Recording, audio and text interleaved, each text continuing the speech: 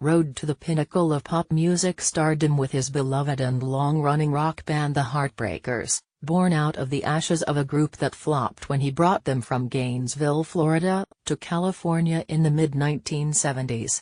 He emerged as one of the most vocal and tireless champions of artistic integrity and musical purity in the record business. Reportedly found unconscious at his Malibu home on Sunday night, Petty was rushed to UCLA's Santa Monica Hospital in full cardiac arrest and died Monday at 66.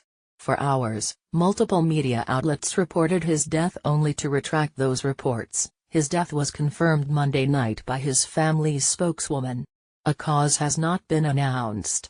On behalf of the Tom Petty family, said Tony Dimitriades, longtime manager of Tom Petty and the Heartbreakers, we are devastated to announce the untimely death of our father, husband, brother, leader and friend Tom Petty.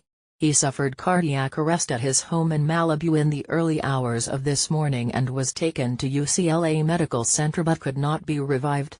He died peacefully at 8:40 p.m. PT surrounded by family, his bandmates and friends. Petty had just completed an extensive tour to mark the Heartbreakers' 40th anniversary. It concluded September 25 with a three-night homecoming stand that sold out at the Hollywood Bowl. It's shocking, crushing news, his longtime friend and collaborator Bob Dylan said. I thought the world of Tom. He was a great performer, full of delight, a friend, and I'll never forget him. Petty and his mates distilled a signature sound that was as influenced as much by the Byrds as the Beatles, with the swagger of the Rolling Stones and some doses of Muddy Waters, B.B. King, and soul stirrings of Ray Charles and Sam Cooke thrown in. Initially lumped in with the burgeoning punk rock scene, and later affiliated more with the singer-songwriter-focused new wave movement, Petty and the Heartbreakers rose to fame in 1977 with their first top 40 single, the sultry, bluesy hit Breakdown. It was a breath of fresh air amid a rising tide of corporate rock bands, such as Kansas, Foreigner, Bad Company and Journey, that boasted stellar musicianship but produced often faceless music. Petty and his cohorts rejuvenated a more stripped-down, passion-filled, elemental form of rock and roll that they had soaked up in the 50s and 60s, and which manifested in nearly 30 singles that made Billboard's Hot 100 sales ranking. Songs like Stop Draggin' My Heart Around, featuring Fleetwood Mac singer-songwriter Stevie Nicks, Don't Do Me Like That, Free Fallin', Listen to Her Heart, The Waiting, Learning to Fly quickly became staples of top 40 and FM radio playlists. The group churned out hit album after hit album as well. The biggest included, Damn the Torpedoes from 1979, Hard Promises in 1981, The Last DJ in 2002, and Mojo in 2010. Mojo entered the chart and peaked at number 2, 30 years into the band's career. Petty also recorded several successful solo albums, which often included most or all members of the Heartbreakers performing.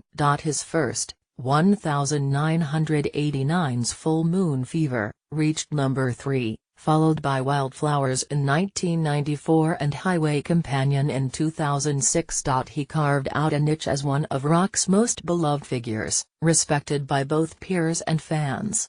Far from textbook handsome rock stars like Elvis Presley, Paul McCartney or Bruce Springsteen, or an anti-hero such as Mick Jagger or Lou Reed, Petty had an everyman quality that he also brought to his songs, which often were collaborations with guitarist Campbell, who largely wrote music, leaving the lyrics to Petty. Though couched as a cautionary note to a romantic rival, the song Listen to Her Heart, from the group's 1978 sophomore album You're Gonna Get It, was also an allegory about the music industry forces Petty felt were attempting to subvert the music he loved. You think you're gonna take her away, with your money and you cocaine, you keep thinking that her mind is gonna change, but I know everything is okay, she's gonna listen to her heart. The Florida-bred singer and songwriter became a member of rock music's elite, and in the late 1980s was central in creating in one of its most revered supergroups, the Traveling Wilburys, a short-lived ensemble that featured Bob Dylan, George Harrison, Roy Orbison, and Jeff Lynne. He was inducted into the Rock and Roll Hall of Fame in 2002, along with the Heartbreakers, collecting 3 Grammy Awards and 18 nominations over the years. Thomas Earl Petty was born October 20, 1950, in Gainesville, Florida, the first child of Earl and Catherine Kitty Petty. Petty had a difficult relationship with his father, and cited a particularly brutal beating he received at age 5 that stayed with him for life. The young Petty showed little interest in school, and was more interested in watching favorite TV westerns such as Bonanza, Gunsmoke and The Rifleman. When an uncle facilitated a film shot in Florida, P.